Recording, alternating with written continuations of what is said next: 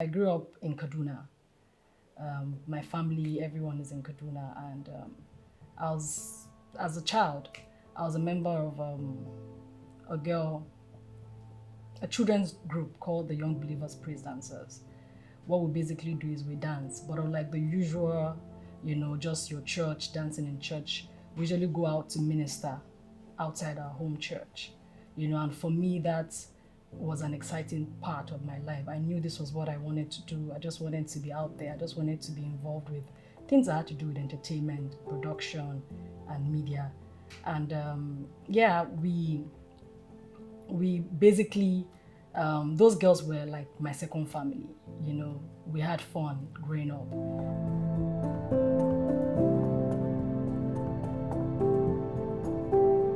We had a matron called Mommy Asika, and she would basically have us over in her house. She would have costumes made for us. She would allow us come sleep over, just generally bond, and all that. And for me, I just knew that part, that thing. This is what I wanted to do.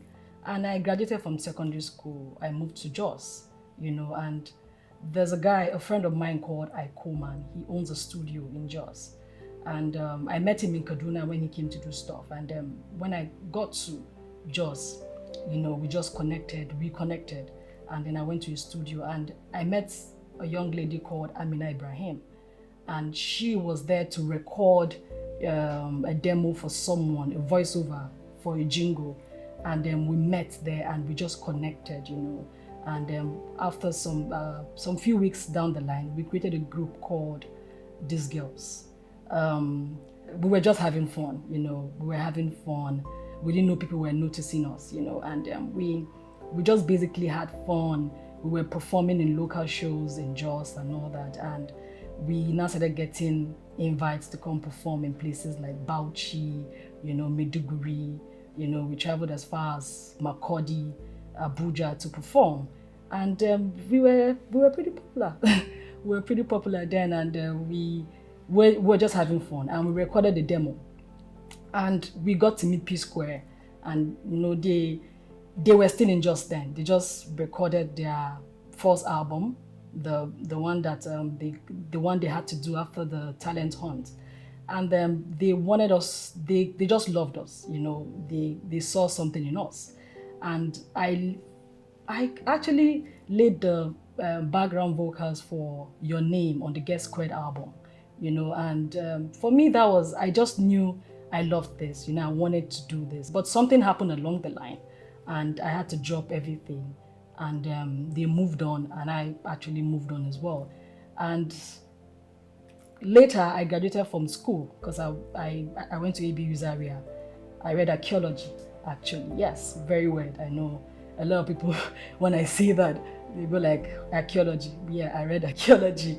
And after my graduation, I was posted to Lagos, my National Youth Service basically, and I was posted to a bank, and that was everybody's dream. Everybody wanted that then, but I knew something was just not it. I got retained in the bank. Everybody was happy, family was excited, coming to Lagos, and then you get retained in a bank. Everybody wanted that. Everybody just felt like, this is it. Just build a career and just do that, hopefully get married soon and have children. And but I knew something was wrong. There was this gaping hole of emptiness. I just knew there was something missing. And a friend of mine bought tickets to watch Two-Face live, Buckwheat and Breathless, at the Hotel 2010.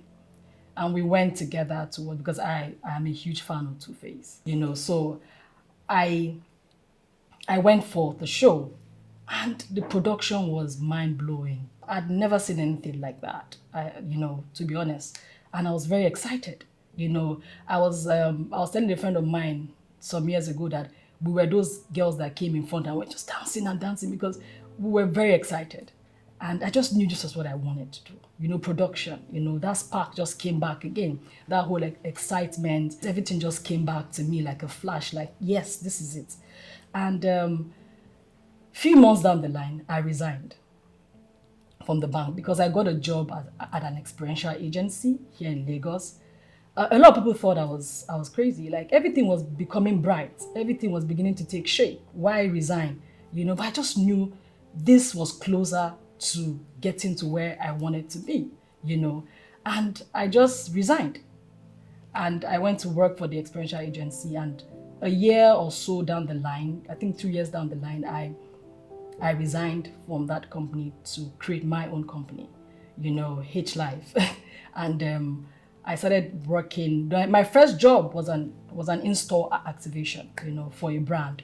So we were going around stores, supermarkets. I had people, brand ambassadors going around and doing activations. And one of those activation days, a friend of mine, the Genie, the popular Nigerian singer, we came across each other on one of those days, and we were talking. And it was like, I've started my own company, and I'm a brand person. I know entertainment people, I'm around them, but I don't really have that know-how, day to day. I need to probably understand how the business is done. And I was like, okay, let me call Hefe Omorogbe. And he called Hefe Omorogbe, the CEO of Now Music, which is an entertainment consultancy firm here in Lagos. And if he said, why not let her come do a 1-month internship? And I went to CFA the next week.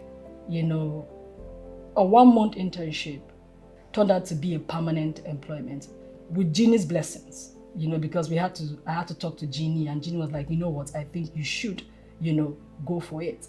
And I started working with Ife, production. I knew this was what I wanted to do. Couple of years also, if he asked me to join him at Buckwide, because I joined Now Music, he asked me to join him at Buckwide, not just as a staff, but as a partner. We started working, and the whole excitement. Yes, I was doing a bit of music with Now Music, but now Buckwide Media, it was fully production. I've had experience now with music, but now fully production, and everything just started falling back in place.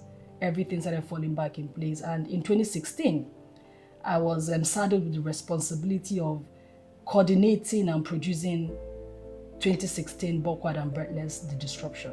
After a 4-year hiatus, of the brand itself, we came back, and I was the one that was coordinating and producing that show. People did not understand. I didn't even tell anyone, but every day I had to go to the office to do that job, to make sure the concert, for me, it was a dream come true. The feeling, the excitement, it gave me. That production enjoyed rave reviews, people spoke about it. It was Two-Face and MI, the performances and all that. And for me, I had that satisfaction, like, yes, at the hall in the hotel, I just remembered myself coming, that girl that was walking towards the stage and was dancing as a guest. And now I'm the one producing the show. It was very satisfying. After a flurry of a lot of productions and all that, even Buckwide and Breathless productions, like 3 more. And I have moved from just the Buckwide and Breathless to TV content, to live content, and even cinema. And for me, that whole experience of that 2010 redefined the entire course of my career and has brought me to where I am today. My name is Helen Abutu. I'm a content producer, and this is my first.